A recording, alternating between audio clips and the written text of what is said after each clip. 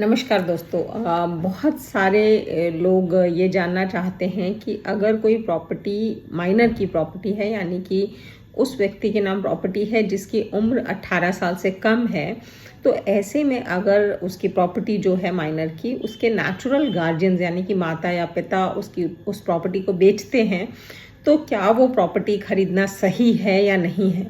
तो दोस्तों, मैं आपको बताना चाहूँगी कि बहुत सारे जो सुप्रीम कोर्ट रूलिंग्स हैं, सुप्रीम कोर्ट जजमेंट्स हैं, उनके अकॉर्डिंग एक माइनर किसी भी संपत्ति का ओनर बन सकता है, मालिक बन सकता है, क्योंकि जो सेल ऑफ प्रॉपर्टी है वो कॉन्ट्रैक्ट नहीं है। तो ऐसे में अगर किसी माइनर को कोई प्रॉपर्टी बेची जाती है, सेल की जाती है, यानी कि माइनर अगर ट्रांसफरी है उस प्रॉपर्टी में और या फिर ओनर बन रहा है, तो उसमें कोई मनाही नहीं है। माइनर के नाम पे प्रॉपर्टी खरीदी जा सकती है उसके नेचुरल गार्जियंस के थ्रू, और माइनर ही उस संपत्ति का ओनर कहलाएगा। लेकिन अगर वो प्रॉपर्टी किसी को बेचनी है, माइनर की प्रॉपर्टी, तो वो कोर्ट ऑर्डर्स के थ्रू ही बेचनी सही होती है जनरली। मतलब under Hindu minority and guardianship act 1956 के तहत कोर्ट से परमिशन लेनी होती है, और लेना होता है कि जो व्यक्ति उसका गार्जियन है वो बच्चे के हित में उस प्रॉपर्टी को बेच करके उस पैसे को यूज़ करेगा, यूटिलाइज करेगा। तो इस तरह की कंडीशंस में कोर्ट परमिशन देती है और प्रॉपर्टी बेची जा सकती है।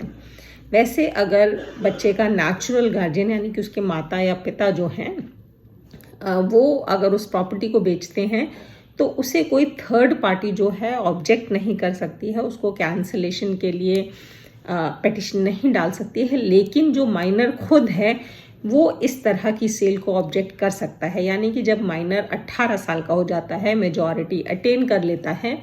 तो उसके बाद लिमिटेशन एक्ट के तहत 3 साल का समय होता है माइनर के पास, और 3 साल के अंदर वो कभी भी कोर्ट में पिटिशन दायर करके इस तरह की सेल को, जो उसके हिस्से की प्रॉपर्टी बेची गई थी, चाहे वो उसका खरीद की वजह से मालिक था, सेल डीड से मालिक था, या फिर उसकी एंसेस्ट्रल प्रॉपर्टी थी जिसमें उस माइनर का हिस्सा था, जो उस माइनर के गार्जियंस के द्वारा बेच दी गई थी, तो ऐसे में माइनर उसको ऑब्जेक्शन कर सकता है और उस पूरी सेल को वॉइड डिक्लेयर करने के लिए कोर्ट के आगे पिटिशन डाल सकता है और इस सेल को खारिज करवाने की याचिका दायर कर सकता है कोर्ट के आगे। तो यानी कि अगर माइनर की प्रॉपर्टी खरीदी जा रही है, तो चाहे वो उसके नेचुरल गार्जियंस ही बेच रहे हैं, उसमें एक खतरा तो है कि अगर माइनर जब 18 साल का हो जाएगा तो उसके पास 3 साल का समय होता है इस सेल को वॉइड डिक्लेयर कराने का। तो बेहतर ये है कि कोर्ट के ऑर्डर के बाद ही इस तरह की प्रॉपर्टी खरीदी जाए, जिसमें कि गार्जियन नियुक्त होता है, और कोर्ट इस चीज़ का ध्यान रखती है कि जो प्रॉपर्टी बेची गई है वो माइनर की भलाई के लिए या माइनर के किसी बेनिफिट के लिए ही उसके पैसे को यूटिलाइज किया जाएगा।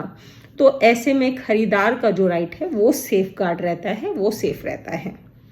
इसके अलावा आपके कोई प्रश्न हो इस टॉपिक से रिलेटेड, तो आप बिल्कुल मुझसे पूछ सकते हैं। मिलते हैं मेरे नेक्स्ट वीडियो में, तब तक के लिए थैंक यू, धन्यवाद, नमस्कार, शब्बा खैर।